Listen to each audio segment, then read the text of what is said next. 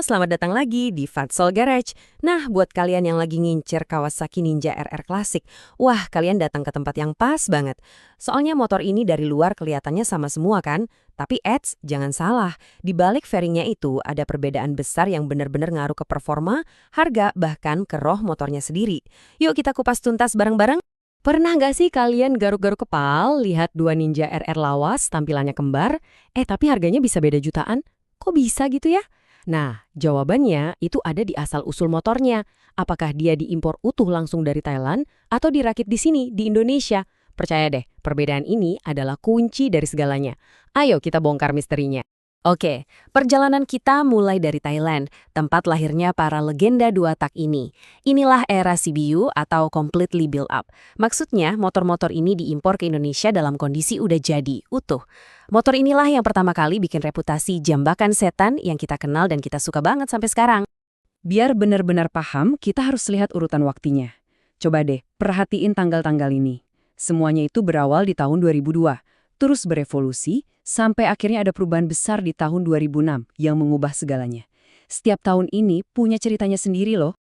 Nah, ini dia nih, sang pelopornya. KRXZ 150 tahun 2002. Motor ini datang langsung dari Thailand, utuh, dan langsung bikin heboh pasar Indonesia. Dialah yang jadi standar performa brutal buat motor dua tak di zaman itu. Bener-bener a game changer. Terus, gimana cara ngenalin CBU yang asli? Coba lihat, stiker KRR sama ZX sih gampang ya, bisa ditempel ulang. Tapi, ada satu hal yang hampir mustahil buat dipalsuin, posisi nomor rangkanya.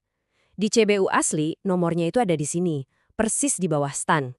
Ini bukti otentik pertama yang wajib kalian cek.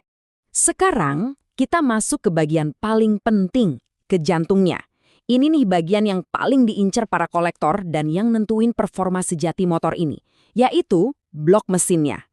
Coba, ingat-ingat angka ini baik-baik. Ini kode keramat yang harus kalian cari, 1878. Angka yang terukir di blok silindernya ini jadi penanda kalau mesinnya itu spek asli Thailand, yang ya lebih liar dan lebih bertenaga. Inilah DNA sang legenda. Beberapa tahun setelahnya, muncullah Ninja RR Old CBU. Nah, jangan sampai ketipu sama namanya yang sedikit beda ya. Ini ibaratnya cuma ganti baju aja. Di dalamnya, mesin dan performanya itu masih plek-ketiplek sama ZX 150. DNA-nya 100% identik.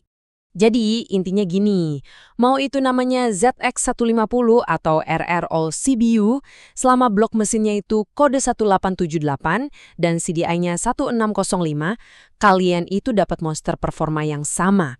Pokoknya jangan biarin stiker menipu mata kalian.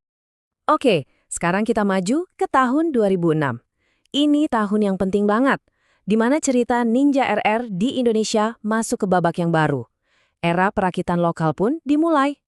Nah, sejak tahun 2006, Ninja RR itu udah nggak diimpor utuh lagi. Modelnya ganti jadi CKD atau Completely Knockdown.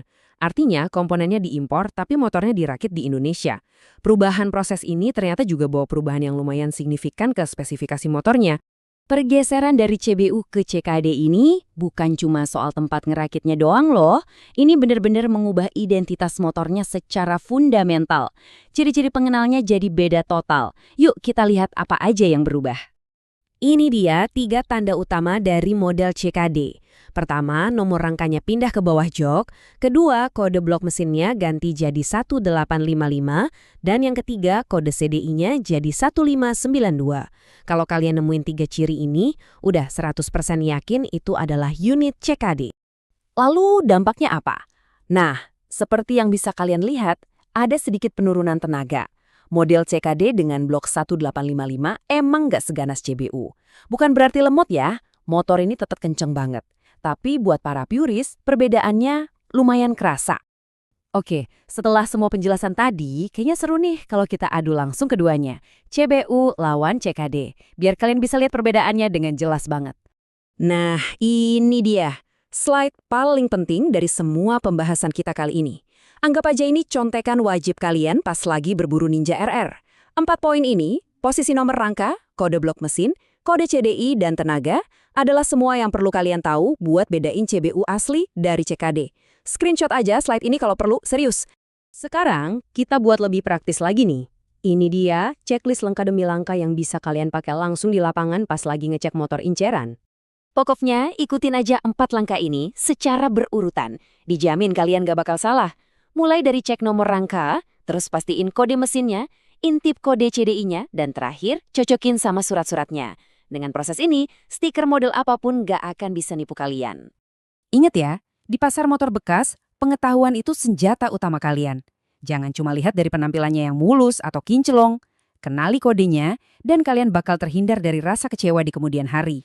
Pada akhirnya, mau CBU atau CKD, dua-duanya adalah bagian penting dari legenda Ninja RR di Indonesia. Sekarang kalian udah tahu bedanya. Jadi kalian tim mana nih? Tim performa murni sang legenda CBU atau tim CKD yang lebih modern? Coba tulis di kolom komentar ya. Makasih banyak udah nonton, jangan lupa like dan subscribe channel Fatsal Garage. Semoga bermanfaat.